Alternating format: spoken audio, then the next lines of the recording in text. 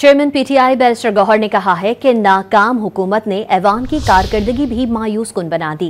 PTI ने हर मुमकिन कोशिश की कि ऐवान चले। आज कौमी असम्बली में पॉइंट ऑफ ऑर्डर नहीं मिला, जिसकी मजम्मत करते हैं। पार्लियामेंट के बाहर मीडिया से गुफ्तगू में उन्होंने कहा कि बानी पीटीआई के खतूत को फुटबॉल बना दिया गया है। पार्लियामेंट की यही कारकर्दगी रही तो पीटीआई कोई और लाएअमल बनाने पर मजबूर होगी।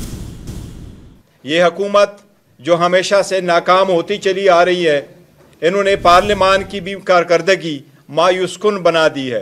जो हमें पॉइंट ऑफ ऑर्डर नहीं मिला, इसकी हम शदीद अल्फाज में मजम्मत करते हैं। आज अगर आप पाकिस्तान तहरीक इंसाफ के मेंबर्स को असम्बली के फ्लोर पे बोलने नहीं देते, असम्बली के बाहर भी आप म्यूट करें और उनको भी आप स्पेस ना दे, तो फिर अपने इरादों का इजहार कर ले।